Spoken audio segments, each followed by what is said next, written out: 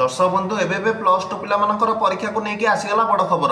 Plus two रे पाठ पढ़ुवा पिलामाने भिडियोटी को निश्चय शेष पर्यंत देखंतु। तांका परीक्षा को लेकिन आसीगला गोटे बड़ खबर। सरकार कहते प्लस टू पिला बोर्ड परीक्षा सहित इंटरनाल परीक्षा को लेकिन बड़ घोषणा।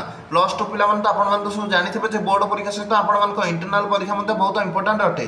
तेणु इंटरनाल परीक्षा केबेठारु हबो, प्लस टू पिला प्राक्टिकल परीक्षाटी केबेठारु हबो, आसंतु वीडियो माध्यम संपूर्ण खबरटी जानिबा।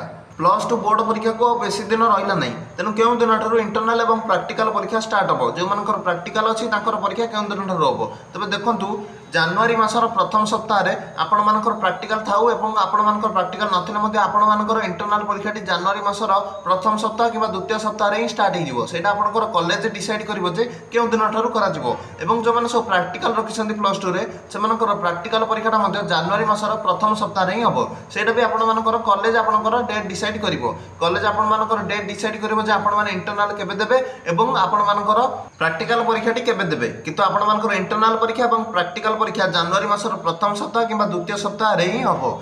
सेटा आपनकर कॉलेज ही डेट डिसाइड करिवो, किंतु प्राक्टिकल परीक्षा जनवरी मासर प्रथम सप्ताह ही हम। तेबे आगु प्लस टू बोर्ड परीक्षा आसबाक जाउची। प्राक्टिकल परीक्षा को लेकिन जेकोसी भी खबर आसी कि बोर्ड परीक्षा को लेकिन जेकोसी खबर आसे आपण माने चैनल माध्यम पाई परिबे। तेणु चैनल टी को लाइक और सब्सक्राइब करके रखि थांतु।